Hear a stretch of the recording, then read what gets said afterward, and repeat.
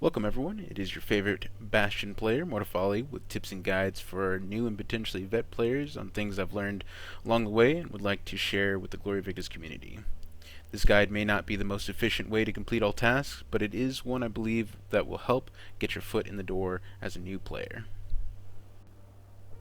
Let's start with armor and weapons. And you might ask, Mortal, why?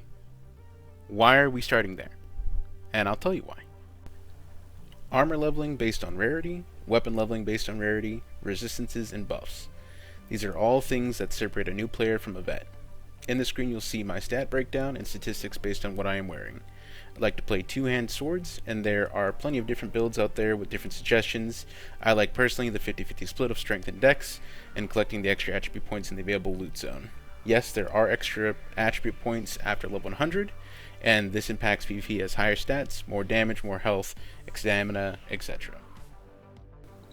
Diving deeper, you will note that the armor provides details on which reduction types it has and which armor type excels at blunt, pierce, or slash reduction.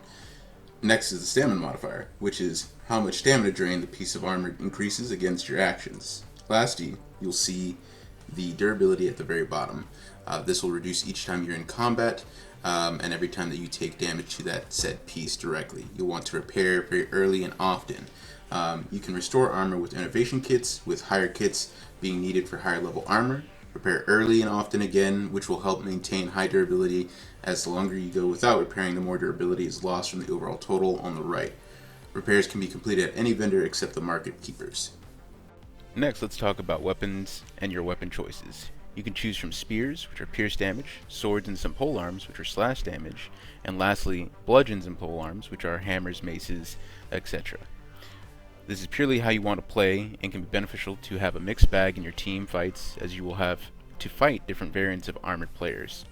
You'll notice that there are also gathering bonuses, and I'll dive deeper into that on another video. In this image, you'll note that the directional swings do different damages and have different modifiers. Damage also changes between light and a heavy swing. Holding a heavy swing too long and the damage reduces also. Watch the reticle changes from green, yellow, white, etc. Let's now talk about stamina cost lastly here. The stamina cost is different per weapon and attack.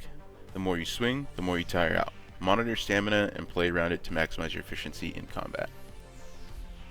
As you progress with using your weapons and armor types, you will notice you will receive experience on the right hand side of your screen.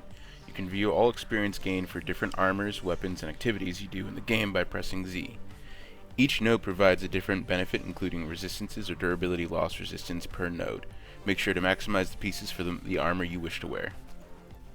Getting close to the end of this guide, we will cover food, tinctures, and lastly, how to secure your nation points to hopefully give you the bonus you need to level up in the battlefield.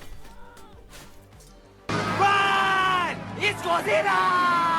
It looks like Godzilla, but due to international copyright laws, it's not. Still, we should run like it is Godzilla! Though it isn't. Ah! Alright, so food. Not much to it.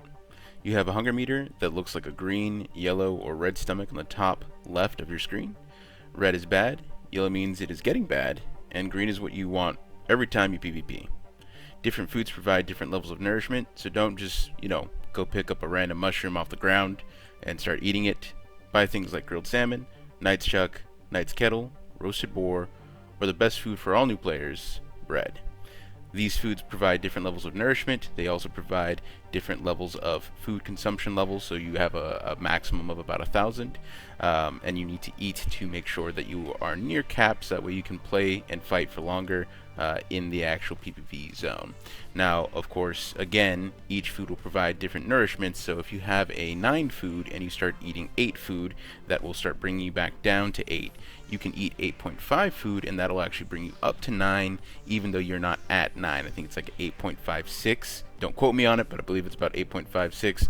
That will actually get you to that 9 number. Last, let us give a quick overview of tinctures. These bad boys give you the benefits based on the ones you drink.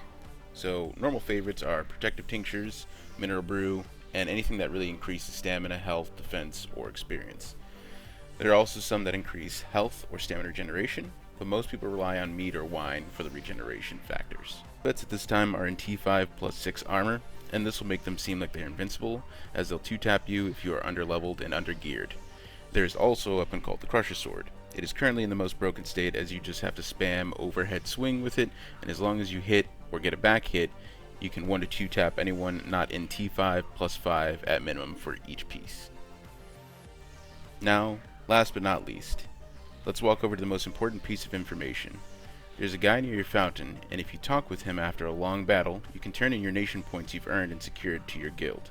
This helps level the guild and increases guild activity overall. This is a vital piece if you want your guild to be able to do guild events and actual tangible content in the game. Are you sure about that? Not only that, but it also provides you with contribution points you can spend at the Glory Quartermaster. Let me know in the comments what guide you guys would like to see next, and as always, see you next time.